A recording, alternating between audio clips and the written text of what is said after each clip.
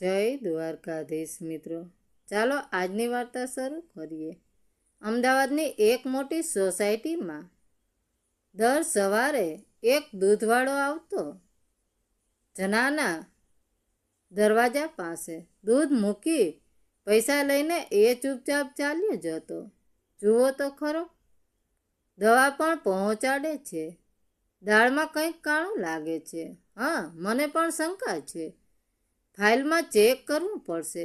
ભગવાન તારું ભલું કરશે. કાનું, ના બિલ ના પૈસા ના કોઈ હિસાબ. એક દિવસ કવિતાબેને જોયું કે દૂધવાળો માત્ર દૂધ નહીં, દવા પણ મૂકી જાય છે અને પછી એ દરવાજાને હાથ લગાવી માથું નમાવતો. અરે એ કાનું, રોજ બાને દૂધ મફતમાં મૂકે છે, ઉપરથી દવા પણ. બિલમાં નામ નથી, પૈસા નથી, તો સંબંધ શું છે? દરરોજ આવી જબરદસ્તી વાર્તા માટે હમણાં જ સબસ્ક્રાઈબ કરો અને બેલ આઇકોન દબાવવાનું ન ભૂલતા. કાલે સવારે બધા છુપાઈને ઊભા રહેજો. કાનુને રંગે હાથ પકડવો પડશે. કાનું, આજે સત્ય બોલવું જ પડશે. સાહેબ, જો મેં કોઈ ભૂલ કરી હોય તો મને સજા કરો, પણ મારી માતાના સન્માનને કલંકિત ન કરો. દરવાજો ખુલ્યો. સામે કૌશલ્યાબા ઊભા હતા. આ દૂધ મફત નથી બેટા, આ તો 25 વર્ષ જૂના એક ઉપકારનું તૃણ છે. જેઓ શંકા કરતા હતા એ બધાની આંખો શરમથી નીચે ઝૂકી ગઈ. અમદાવાદના નરોડા વિસ્તારમાં શિવદર્શન રેસિડેન્ટની નામની એક મોટી સોસાયટી હતી. બહારથી જુઓ તો ચમચમતા ગેટ, ગાર્ડનની કેબિન, લિફ્ટ પાસે સુગંધિત છોડ, દરેક બ્લોકમાં સીસીટીવી અને રાત્રે લાઇટિંગ એવી કે જાણે કોઈ હોટલ હોય.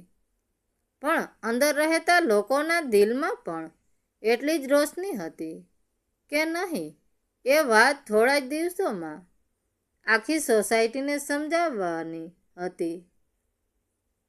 સોસાયટીના બી બ્લોકમાં ત્રીજા માળે ફ્લેટ નંબર B304માં કૌશલ્યાબા રહેતા. ઉંમર લગભગ 65-68 વર્ષ, વાળ ચાંદી જેવા સફેદ, આંખોમાં થાક, પણ બોલવામાં હંમેશા મીઠાશ. પતિનું વર્ષો પહેલા અવસાન થઈ ગયું હતું. એક જ દીકરો હતો, મયંક, મોટો બિઝનેસમેન, અમદાવાદમાં જ બંગલામાં રહેતો, પણ પોતાની માને આ નાના ફ્લેટમાં એકલી મૂકી દીધી હતી.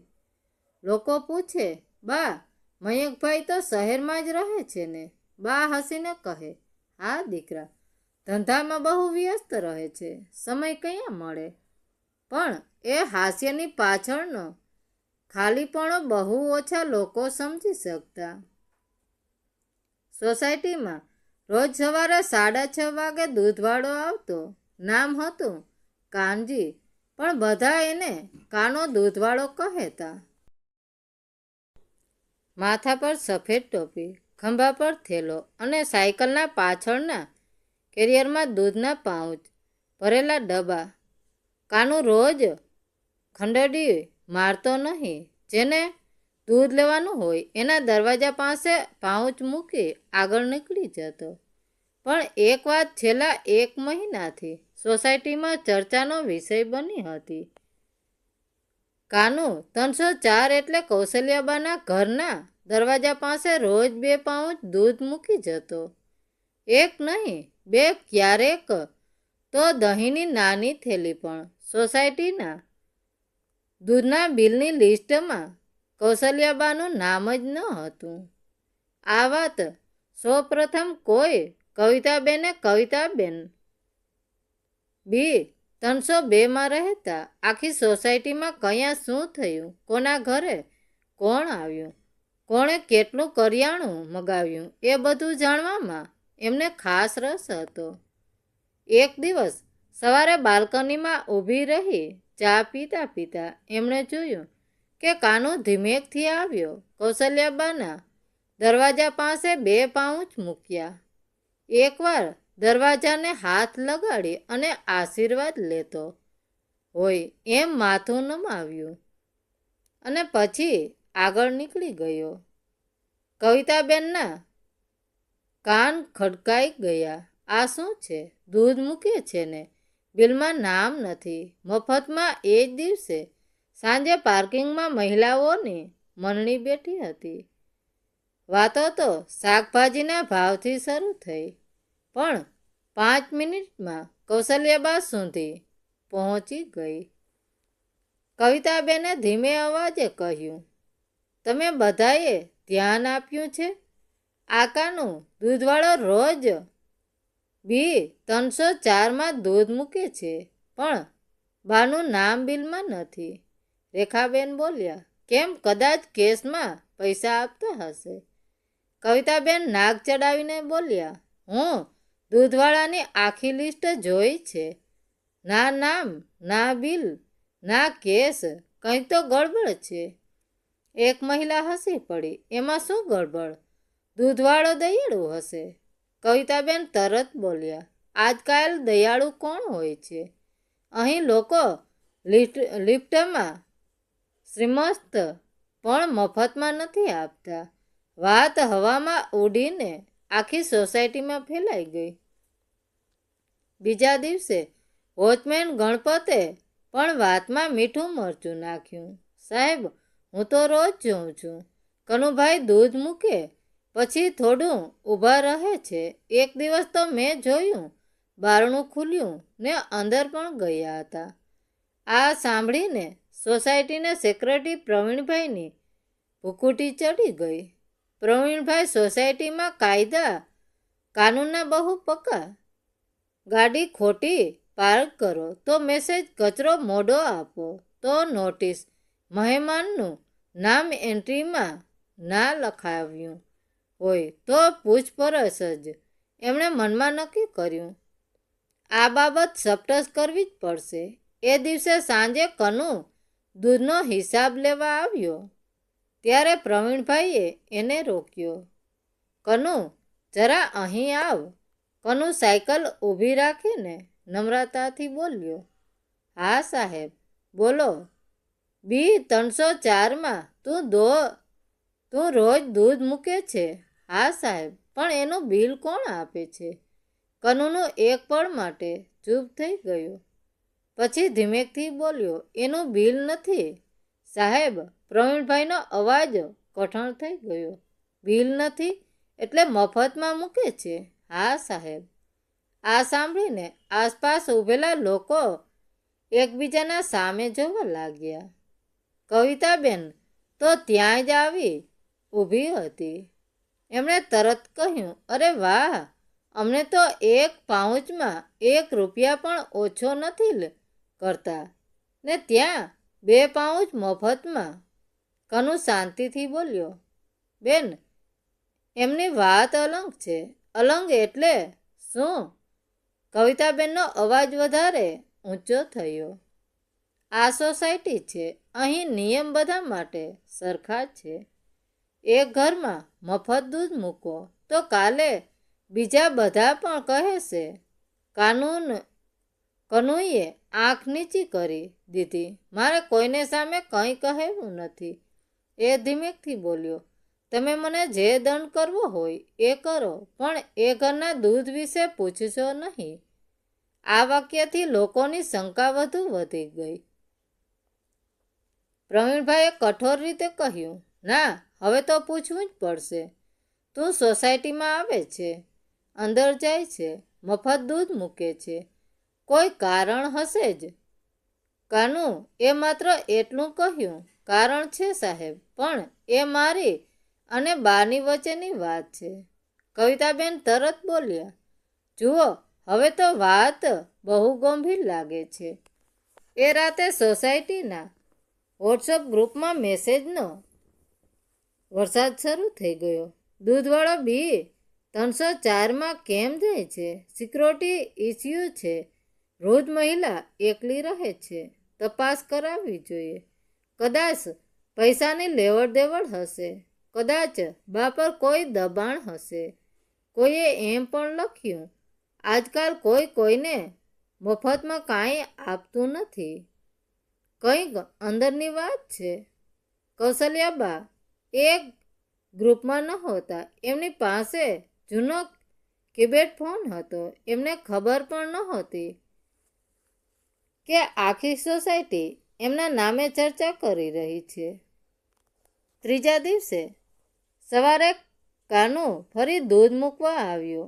આ વખતે પ્રવીણભાઈ, કવિતાબેન, વોચમેન અને 2-3 સભ્યો નીચે જ રાહ જોઈ રહ્યા હતા. કનુએ બધાને જોયા પણ કશું બોલ્યો નહીં.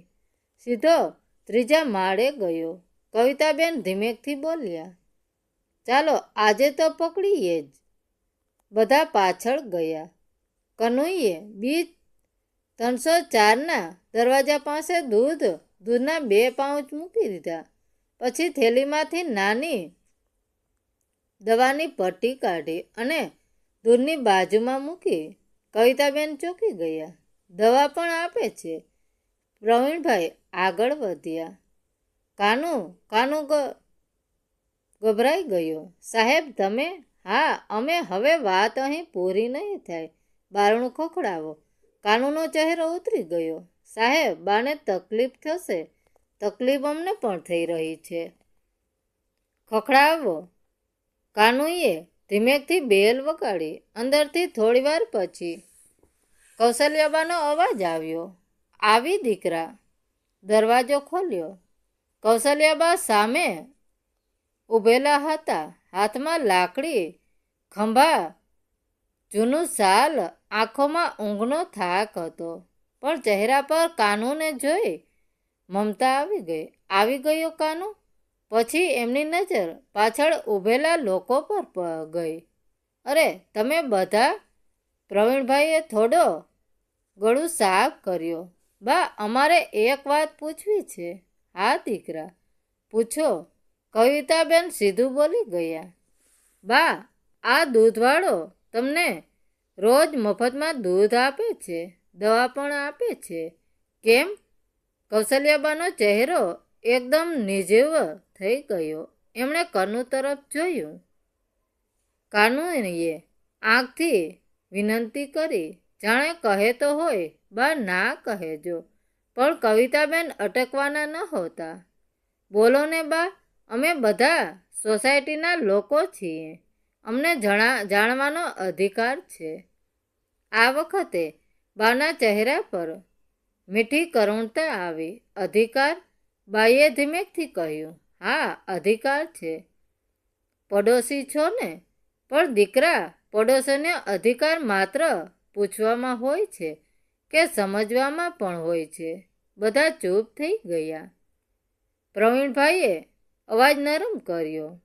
બા અમને માત્ર શંકા હતી એટલે પૂછીએ છીએ. કૌશલ્યાબાઈએ દરવાજો પૂરો ખોલી દીધો. આવો અંદર. આજે શંકાનો હિસાબ કરી દઈએ. બધા અંદર ગયા. ફ્લેટમાં સાદગી હતી. દિવાલ પર જૂના ફોટા, એક ખૂણામાં ભગવાનનું નાનું મંદિર. મિત્રો સબસ્ક્રાઈબ કરી લો, નહીંતર આવી ઘણી હૃદયશ્રુંપી વાર્તાઓ ચૂકી જશો. ટેબલ પર ચશ્મા અને દવાની બોટલો. રસોડું લગભગ ખાલી. ડબ્બામાં થોડું ચોખા, થોડી દાળ અને ગેસ પાસે 2 જૂના વાસણ. કવિતાબેનને પહેલીવાર સમજાયું કે બાનું ઘર બહારથી કેટલું શાંત દેખાતું હતું, અંદરથી એટલું જ સૂનું હતું. કૌશલ્યાબાઈએ ખુરશી પર બેસતા કહ્યું, તમે પૂછ્યું ને કાનુ મને દૂધ કેમ આપે છે? કાનુ તુરંત બોલ્યો, બા રહેવા દો. બાઈએ એ મમતા ભરેલા કઠણ અવાજે કહ્યું, ના કાનુ, આજે તને ચોર, શંકાસ્પદ અને ગડબડિયો સમજવામાં આવ્યો છે. હવે સત્ય બોલવું જ પડશે. કાનુની આંખ ભીની થઈ ગઈ. કૌશલ્યાબા ધીમે ધીમે બોલવા લાગ્યા. આજથી લગભગ 25 વર્ષ પહેલાં હું નરોડાની જૂની સરકારી શાળામાં શિક્ષિકા હતી. એક દિવસ સ્કૂલના દરવાજા બહાર એક નાનો છોકરો ઊભો હતો.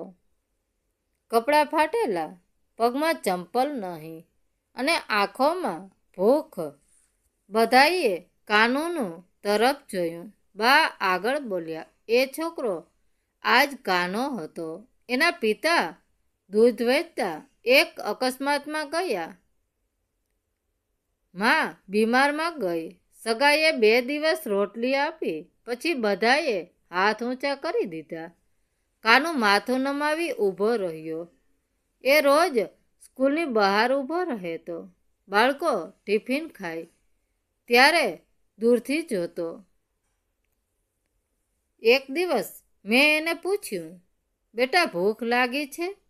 તો એણે કહ્યું, ભૂખ તો રોજ લાગે છે બા, પણ તમે ખાવાનું આપશો તો કાલે ફરી ભૂખ લાગશે ને? કૌશલ્યાબાની આંખોમાં પાણી આવી ગયું. એટલું નાનું બાળક, પણ કેવી વાત કરી. મેં એને સ્કૂલમાં દાખલ કર્યો. મારા ઘરમાંથી દૂધ રોટલી કપડાં આપ્યા, ફી ભરી, પણ એ ભણવામાં વધારે આગળ ન જઈ શક્યો. એનું મન કામમાં હતું. એક દિવસ એણે કહ્યું, બા મારા બાપુ દૂધ વેચતા, હું પણ દૂધ વેચીશ, પણ ભૂખ્યો કોઈ બાળક દેખાય તો એને દૂધ વેચીશ નહીં આપીશ. રૂમમાં શાંતિ છવાઈ ગઈ. કનુના હોઠ કાંપવા લાગ્યા. કવિતાબેનનો ચહેરો ધીમે ધીમે ઝૂકી ગયો. કૌશલ્યાબાઈએ એ આગળ કહ્યું, વર્ષો પસાર થયા. એ છોકરો મોટો થયો, સાયકલથી દૂધ વેચવા લાગ્યો, પોતાનું ઘર બનાવ્યું. પણ દર વર્ષે ગુરુ પૂર્ણિમાએ મને મળવા આવતો, પગે લાગતો અને કહેતો, બા તમે મને દૂધ પીવડાવ્યું હતું એટલે હું જીવ્યો. પ્રવીણભાઈએ ધીમેકથી પૂછ્યું, પણ બા હવે તમે પૈસા કેમ નથી આપતા? બા થોડીવાર ચૂપ રહ્યા, પછી હાસ્યા, પણ એ હાસ્યમાં દર્દ હતું. પૈસા હતા દીકરા, પેન્શન આવતું હતું.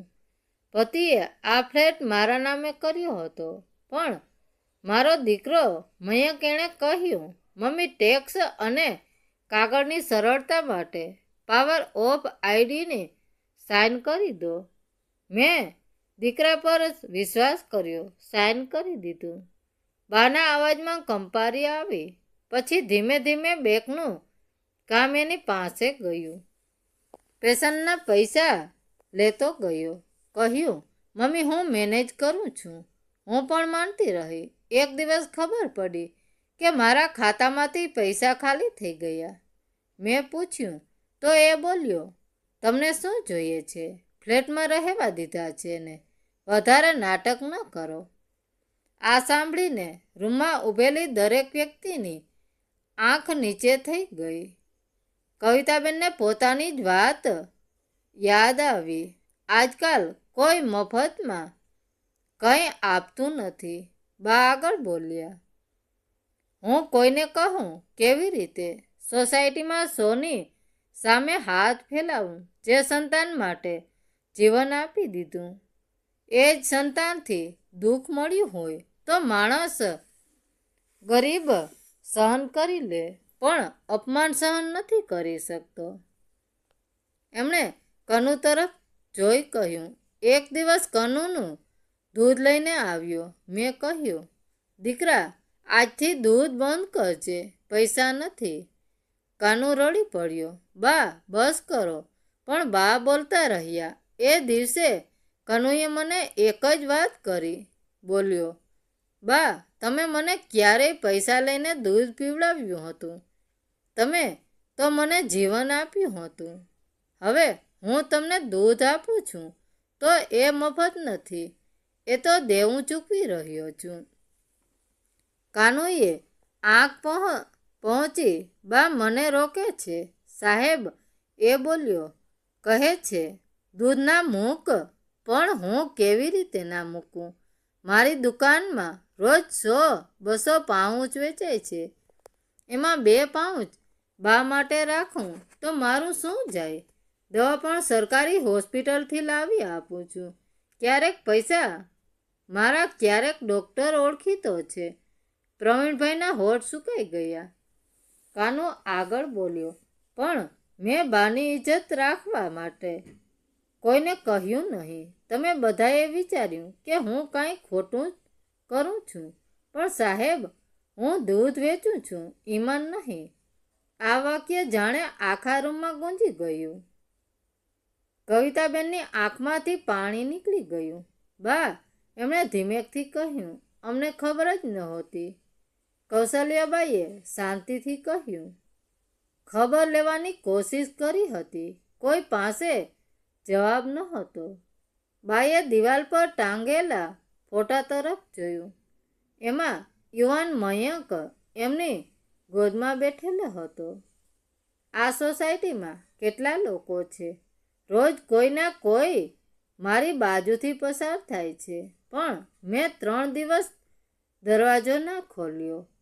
ત્યારે કોઈએ પૂછ્યું નહીં કે બા જીવતા છે કે નહીં. ગત મહિને મારી તબિયત બગડી હતી.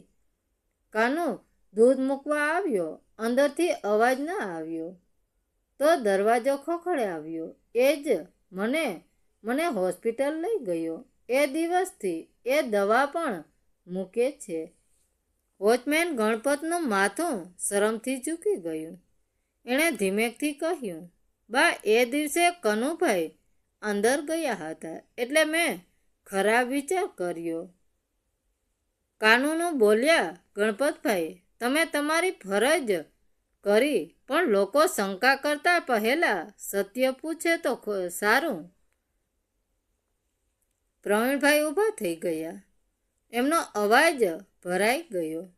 બા, માફ કરજો, અમે નિયમોની સોસાયટી બનાવી, પણ સંબંધની સોસાયટી બનાવી શક્યા નહીં. કવિતાબેન રડી પડ્યા. બા, મેં તો બહુ ખોટું બોલી નાખ્યું. મને લાગ્યું કે મને ખબર નથી. હું કેમ આવું વિચારી ગઈ. કૌશલ્યાબાઈએ એમના માથા પર હાથ ફેરવ્યો. દીકરી, માણસ ક્યારેય ખોટો બને છે, ખબર છે? જ્યારે એ બીજાના દુઃખથી પહેલા બીજાના રહસ્યમાં રસ લે છે. આ શબ્દો કવિતાબેનના દિલમાં સીધા ઉતરી ગયા. એ જ સાંજે સોસાયટીની તાત્કાલિક મીટિંગ બોલાવવામાં આવી. આ વખતે ચર્ચાનો વિષય દૂધવાળો શું કરે છે નહોતો. વિષય હતો, આપણે શું નથી કરતા. પ્રવીણભાઈએ બધાના સામે કહ્યું, આજ સુધી અમે પાર્કિંગ, મીટિંગ, પ્રિન્ટિંગ અને સીસીટીવી પર ચર્ચા કરી, પણ અમારી સોસાયટીમાં એક વૃદ્ધમાં એકલી ભૂખ અને દવા વચ્ચે જીવી રહી હતી અને આપણને ખબર પણ નહોતી. આ આપણા માટે શરમની વાત છે. એક સભ્ય બોલ્યો, કૌશલ્યાબા માટે આપણે માસિક ફંડ શરૂ કરીએ. બીજા બોલ્યા, ફક્ત ફંડ નહીં, સોસાયટીના જેટલા વૃદ્ધ લોકો એકલા રહે છે એમની દર અઠવાડિયે મુલાકાત લેવાની વ્યવસ્થા કરીએ. કવિતાબેન ઊભા થયા. હું બાને રોજ બપોરે જમવાનું મોકલીશ, પણ દયા તરીકે કે નહીં, પડોશી તરીકે. રેખાબેન બોલ્યા, હું એમની હોસ્પિટલ ચેકઅપમાં સાથે જઈશ. ગણપત વોચમેન બોલ્યો, હું દર સવાર સાંજ બેલ મારીને પૂછતો રહીશ.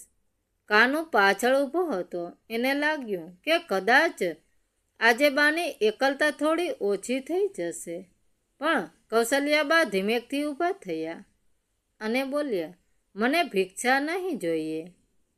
દીકરાઓ, મને માત્ર એ અનુભવ જોઈએ કે હું આ સોસાયટીમાં એકલી નથી. બધાની આંખ ભીની થઈ ગઈ. કાનુ આગળ વધ્યો. બા, તમે એકલી ક્યારેય નહોતી. તમે તો મારી મા છો. બાએ એના માથા પર હાથ મૂક્યો. તું તો મારો દૂધનો દીકરો છે. કાનુ, આ શબ્દ સાંભળીને આખી મીટિંગમાં સન્નાટો છવાઈ ગયો. જે દૂધને લોકો મફત સમજતા હતા, એ દૂધ તો તૃણ મમતા અને માણસાઈથી ભરેલું હતું. થોડા દિવસોમાં સોસાયટીનો માહોલ બદલાઈ ગયો. કૌશલ્યાબાના દરવાજા પાસે હવે ફક્ત દૂધના 2 પાઉચ નહોતા પડતા. ક્યારેક કોઈ ગરમ થેપલા મૂકી જતું, ક્યારેક કોઈ ફળ, ક્યારેક કોઈ દવા લઈને આવતું. પણ બાઈએ એક નિયમ રાખ્યો, જે આપો પ્રેમથી આપજો, ઉપકાર દેખાડીને નહીં. કનુ હજુ રોજ સવારે આવતો, પહેલાંની જેમ 2 પાઉચ મૂકતો, દરવાજાને હાથ લગાવી માથું નમાવતો. એક દિવસ કવિતાબેને એને કહ્યું, કનુભાઈ, હવે તો સોસાયટી ફંડમાંથી બાનું દૂધ ચૂકવશે. કાનુ હસ્યો, ના બેન, બાનું દૂધ મારા હિસાબનું જ છે. આ બિલ તમે નહીં ભરી શકો. કવિતાબેનને એ વાક્ય સમજાયું. કેટલીક વસ્તુઓ પૈસા સાથે નહીં, હૃદયથી ચૂકવાય છે. 1 મહિના પછી મયંક, કૌશલ્યાબાનો દીકરો, અચાનક સોસાયટીમાં આવ્યો. કદાચ એને ખબર પડી ગઈ હતી કે લોકો હવે બાની સાથે છે. હાથમાં મીઠાઈનો ડબ્બો લઈને બોલ્યો, મમ્મી, ચાલો હવે મારી સાથે. બંગલામાં લોકો શું કહે છે? કૌશલ્યાબાઈએ શાંતિથી કહ્યું, લોકો શું કહે છે એનો ડર હવે મને નથી, પણ મારા દિલે શું કહ્યું એ સાંભળવામાં મેં મોડું કરી દીધું. મયંક ગુસ્સે થયો. મમ્મી, તમે મારા વિરુદ્ધ બધાને કહી દીધું. બા બોલ્યા, ના દીકરા, મેં ફક્ત સત્ય કહ્યું. તારા વિરુદ્ધ તારા કર્મ બોલ્યા. મયંક પાસે જવાબ ન હતો. કાનુ ત્યાં જ ઊભો હતો. મયંકે એને તિરસ્કારથી જોયું. તું વચ્ચે બહુ બોલે છે. કાનુ શાંત રહ્યો. પણ આ વખતે પ્રવીણભાઈ આગળ આવ્યા. મયંકભાઈ, કાનુ વચ્ચે નથી બોલતો. કાનુએ તો એ ફરજ નિભાવી છે જે તમારી હતી. મયંકનો ચહેરો ઉતરી ગયો. જે સોસાયટી કાલે સુધી શંકા કરતી હતી, એ આજે બાની ઢાલ બનીને ઊભી હતી. કૌશલ્યાબાઈએ કનુને કહ્યું, દીકરા, દૂધ મૂકી જા, ચા બનાવીએ, આજે બધા સાથે પીશું. કાનો હસ્યો. બા, આજે ચામાં ખાંડ હું વધારે નાખીશ. બા બોલ્યા, ખાંડ દૂધમાં નહીં દીકરા, સંબંધોમાં હોવી જોઈએ. તે દિવસે સોસાયટીના ગાર્ડનના બેન્ચ પર કૌશલ્યાબા બેઠા હતા. આજુબાજુ બાળકો રમતા હતા. મહિલાઓ વાતો કરતી હતી. પ્રવીણભાઈ વૃદ્ધ લોકોની યાદી બનાવી રહ્યા હતા. કવિતાબેન બાજુમાં બેસીને બાના પગ દબાવતા હતા. કાનુ સાયકલ પર પાછો જતો હતો. સૂરજ ધીમે ધીમે ઉગતો હતો. એની સાયકલના ડબ્બામાંથી દૂધના પાઉચનો અવાજ આવતો હતો. પણ એ અવાજ હવે માત્ર ધંધાનો નહોતો લાગતો. એમાં માણસાઈની મીઠી સણકાર હતી. જે ઘરના દરવાજા પાસે દૂધ મફતમાં પડતું હતું, એ ઘર ખરેખર ગરીબનું ન હતું. ગરીબ તો એ સોસાયટી હતી જેને માણસાઈ ઓળખવામાં એટલો સમય લાગી ગયો. અને એ દિવસ પછી શિવદર્શન રેસિડેન્સીના ગેટ પાસે એક નાનું બોર્ડ લગાવવામાં આવ્યું. અહીં માત્ર ફ્લેટ નહીં, પરિવાર રહે છે.